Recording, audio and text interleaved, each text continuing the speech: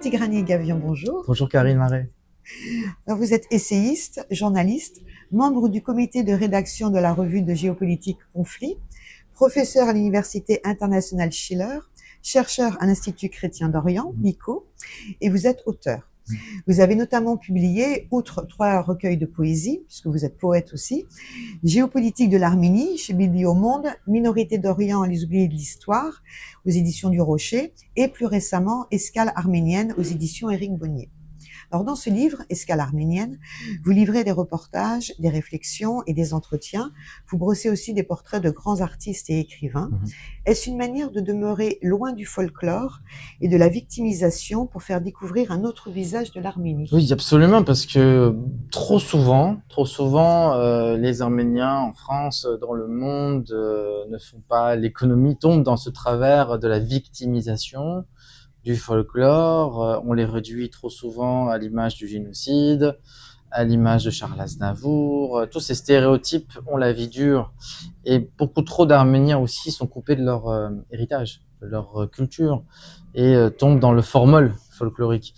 Et donc moi, ma démarche, en fait, c'était de montrer dans un contexte extrêmement douloureux, qui est le contexte de la perte de l'Alsar, de nettoyage ethnique de ce berceau de la civilisation arménienne, de voir cette civilisation reculer face au rouleau compresseur pan-turquiste, de voir aussi qu'il y a beaucoup de déchirements entre Arméniens, qu'il y a une absence de concorde, proposer, au fait, de montrer aux lecteurs d'origine ou pas arménienne, mais surtout aux lecteurs curieux, que, eh bien, il y a une pensée arménienne qui existe.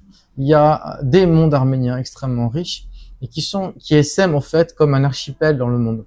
Ce monde arménien-là, moi, je propose la formule de l'arménisme, c'est-à-dire le pendant arménien de l'hellénisme, parce que il y a beaucoup d'iconographie qui participe à l'élaboration d'un récit, et c'est Jérusalem, c'est Constantinople, c'est Venise. Bon, dans mon cas personnel, c'est l'Orient, parce que moi j'étais très marqué, en tout cas ma culture arménienne, je ne la dois pas à l'Arménie, ce qui pourrait paraître un peu saugrenu pour les néophytes, mais ma culture arménienne, je la dois aux communautés arméniennes de Syrie, et du Liban, et de Constantinople. C'est là que j'ai appris ce qu'est arménien veut dire. C'est pas en France, parce que tradition jacobiniste, assimilationniste oblige.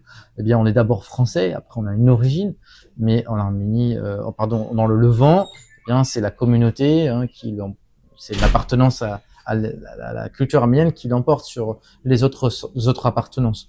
Donc, Escale arménienne, en fait, c'est un condensé de ce qu'est pour moi l'expérience arménienne en 2020-25, c'est-à-dire un monde extrêmement riche avec des artistes, avec des écrivains, avec des voyages, des gens qui pensent un monde arménien autrement que on voudrait leur enfermer. Je crois que le danger, c'est une forme de réification, c'est devenir un objet pour servir les intérêts ou les fantasmes des autres. Je pense à pendant la guerre du Haut-Karabakh de 2020, la question arménienne, la cause arménienne était aussi une cause française, parce que beaucoup de Français ont la passion de l'Arménie, comme il y a aussi un mouvement à l'époque des massacres de 1894, il y avait un mouvement pro-arménien. Donc il y a une tradition. Et ces intellectuels, ces écrivains, ils fantasment beaucoup sur l'Arménie. Ils vont dire, eh bien, je vais pas donner de nom, hein, soyons politiquement corrects, c'est la sentinelle, c'est les sentinelles contre la barbarie, c'est notre rempart, l'Occident chrétien. Alors oui, certes, c'est juste, mais c'est complètement, je dirais, partial et incomplet. Hein, c'est beaucoup plus que ça. Et donc, on a besoin de connaître pour pouvoir apprécier ce qu'on est, et surtout de transmettre. Et quand on a une transmission, ce qui est mon cas, eh bien, on a une responsabilité, pas un devoir, mais une responsabilité de transmettre à son tour. Et je crois que le format de ce livre, qui est un recueil d'articles retravaillés dans la presse, dans essentiellement le magazine France Arménie auquel je collabore depuis de longues années, participe à cette démarche de transmission. Les Arméniens vivant sur le territoire historique font face à une menace existentielle. Ils sont notamment la cible des attaques de l'Azerbaïdjan face à de la Turquie, dont l'épisode récent, donc vous en parlez à l'instant, le plus tragique, a abouti à l'épuration ethnique de l'Artsar en 2023. Quel rapport ces Arméniens-là entretiennent-ils avec la diaspora en général? Des rapports complexes d'amour et de haine, mais d'incompréhension et d'ignorance. Parce que l'histoire fait que le peuple arménien s'est retrouvé divisé très tôt, à cheval, écartelé entre des empires concurrents, donc l'Arménie actuelle et l'héritage de l'empire russe et surtout de l'empire perse. puisque c'est l'Arménie orientale. Quant à l'Arménie occidentale, elle a été rayée de la carte par le génocide de 1915, c'est-à-dire l'Arménie ottomane, mais aussi qui est très influencée par la culture byzantine, par l'Occident. Il y avait une histoire aussi avec les croisés, avec la Cilicie. Donc, le fait est que nous héritons de différentes iconographies et que lorsque l'Arménie est devenue indépendante en 1991 et puis il y a eu la guerre du Karabakh, eh bien, on n'a pas assisté à une véritable osmose, à une véritable rencontre entre les deux ponts du monde arménien. Et je dirais, il y a un gros paradoxe aussi, c'est que l'Arménie s'est vidée, mais elle n'a pas enrichi la diaspora. C'est-à-dire qu'elle n'a pas contribué à ce qu'une culture arménienne soit forte dans le monde, et la diaspora n'a pas réussi non plus à contribuer au développement de l'Arménie, au renforcement de l'Arménie, à la démocratisation de l'Arménie. Donc tout ça fait qu'on vit dans des paradoxes, on vit dans des contradictions, et qu'il faut apprendre aujourd'hui à mieux se connaître, à mieux s'apprécier, à mieux travailler ensemble. Donc oui, pour revenir à votre question, ce sont des mondes qui viennent de différentes histoires, mais il y a bien sûr le facteur, le marqueur identitaire commun, la langue, l'alphabet, l'Église apostolique. Mais ce qui se passe aujourd'hui d'un point de vue géopolitique est fascinant parce que on se rend compte que le gouvernement actuel arménien, qui donc est le gouvernement de la défaite, qui porte une responsabilité accablante, mais pas unique, elle est partagée sur la défaite, aujourd'hui veut rompre avec la diaspora classique, dont je fais partie, veut rompre avec les Arméniens du Haut-Karabakh, veut rompre avec l'histoire du génocide au nom d'une paix hypothétique, une paix, je dirais, d'humiliation, une paix à tout prix. Et cela nous impose, nous, intellectuels, artistes, gens de la diaspora, écrivains, de rappeler qu'est-ce que c'est justement le monde arménien. La diaspora arménienne est 2 fois plus importante que la population de la République d'Arménie. Quel rôle peut-elle jouer aujourd'hui? C'est un rôle stratégique.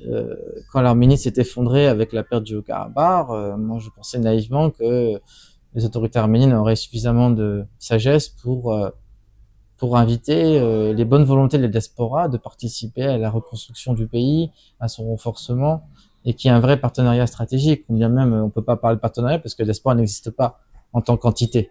La diaspora, c'est un archipel extrêmement divers, extrêmement complexe, extrêmement morcelé, et ce qui lui rend à la fois sa faiblesse et sa force. C'est cette fragmentation. Ce rôle-là, il est fondamental, je dirais, d'un premier point de vue sur 2 plans. Le plan de l'éducation, parce que nous avons des ressources humaines importantes en diaspora qui sont insuffisamment utilisées. Il y a des prix Nobel, il y a des ingénieurs, il y a des savants, il y a des médecins, il y a des avocats. Enfin, il y a tout un terreau, un vivier de compétences humaines qui demandent qu'à être au service de l'Arménie.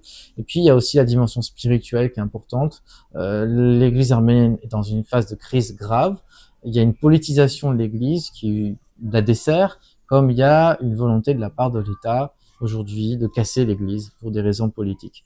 Donc je crois que aujourd'hui l'Arménie c'est une transnation avec plusieurs pôles, donc c'est polycentrique. Le pôle de l'Arménie, le pôle majeur, peut-être pas le seul, mais le pôle essentiel est malade. Donc il faut que les autres pôles, les pôles arméniens des États-Unis, de France, du Canada, du Liban, qui malheureusement est un état assez de grande souffrance, puissent prendre le relais et puissent soigner l'Arménie, mais aussi en parallèle penser à eux, c'est-à-dire monter en puissance, parce que très longtemps la diaspora a délaissé ses propres structures pour profiter, pour aider l'Arménie, mais on voit que les résultats ils sont pas au rendez-vous, puisque l'Arménie c'est pas forcément, bien sûr elle a changé, elle s'est améliorée, mais les résultats sont pas vraiment satisfaisants. Donc il faut peut-être penser à se faire du bien pour pouvoir après être capable de rendre service. Peut-on imaginer un retour à l'unité entre l'Arménie et la diaspora? Comment établir un terrain d'entente viable? Je suis contre l'idée de fusion, c'est comme dans les couples qui n'existent pas. Mais par contre, je crois qu'il y a des partages de valeurs communes et il faut s'entendre sur un narratif. C'est très important, le narratif commun Arménie-diaspora.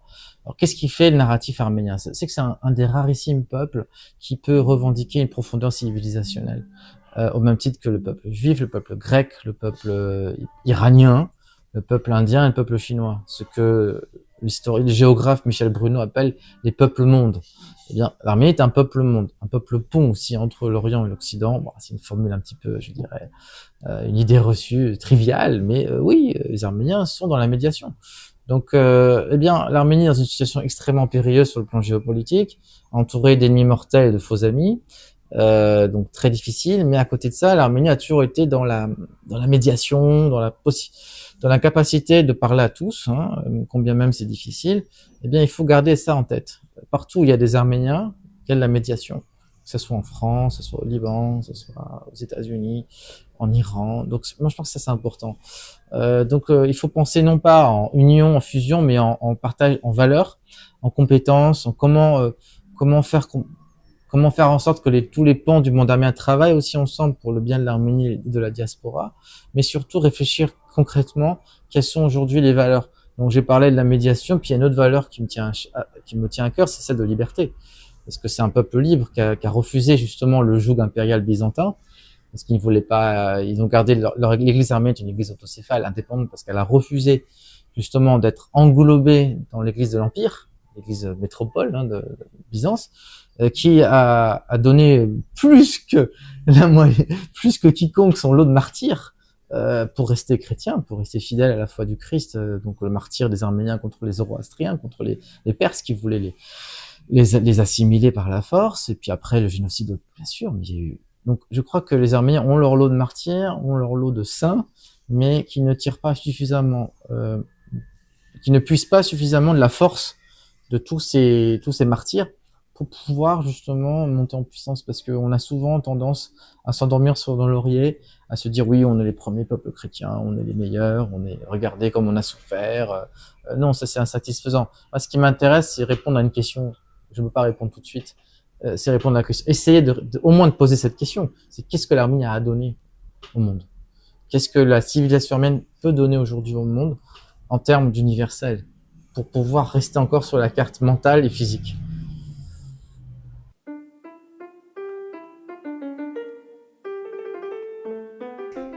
La figure historique que vous auriez aimé rencontrer? Arménienne? Non, pas nécessairement. Non, il y en a plusieurs. J'aimerais bien rencontrer le général de Gaulle parce que il manque un de Gaulle chez les Arméniens qui voit.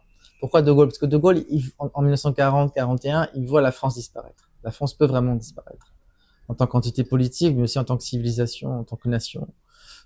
Il touche, mais grâce à ses compagnons, grâce à sa foi, avec pas grand-chose, mais avec des compagnons extraordinaires. Je pense à Dargentlieu qui était carme, qui était un carme, qui était officier de la marine, mais qui sort de son couvent pour se mettre au service de la France libre. Eh bien, ce qui m'a manqué avec la défaite de 2020 et même après, c'est des figures, non pas des figures providentielles, non pas des figures christiques, mais une forme de transcendance qui nous dit bon, ok, là c'est la défaite militaire, mais l'histoire n'est pas écrite pour autant. L'Arménie a reculé, l'Arménie est faible, mais elle peut rebondir grâce justement à la force de ses écrivains, à la force de ses poètes, de ses militaires, de ses politiques, régénérés par une forme de transcendance. Voilà. Enfin, de Gaulle, il vient pas de nulle part. Hein. Il a lu Péguy, il a lu Bergson, il a lu Barrès. Enfin, il vient d'une tradition quand même pour qui la France dépasse. Et plus chez les Arméniens, le problème, c'est que on a l'impression qu'ils sont comme incapables de faire nation ensemble, parce que l'ego l'emporte sur le collectif. Et c'est ça qui est, je crois, un des principaux obstacles. Le don de la nature que vous voudriez avoir? Le don de la nature. De la résilience, je sais pas. J'aimerais être plus perméable à toutes les. J'aimerais avoir le cœur le plus épais, on va dire, pour supporter tous les coups qu'on reçoit, parce qu'on vit dans un monde violent, de plus en plus violent, et à des moments, c'est bien d'avoir une carapace pour pouvoir, comme un hérisson, se protéger des coups, parce que j'ai l'impression que le mal se déchaîne de plus en plus. On vit un moment d'accélération de l'histoire, un moment quasi millénariste, beaucoup de théories complotistes. Moi, je pense qu'on est dans un monde d'apocalypse. On vit l'apocalypse. Apocalypse comme dévoilement aussi. Et donc parce que il y a apocalypse, il faut avoir une capacité de discernement, mais il faut aussi être suffisamment fort pour ne pas tomber dans le piège des faux prophètes ou de la manipulation. Votre devise? Ah, je sais pas, l'union fait la force, peut-être. C'est bien ça. L'union fait la force, oui, je pense que ça fait sens. Merci beaucoup, Tigrane Ngavian. Merci Karine.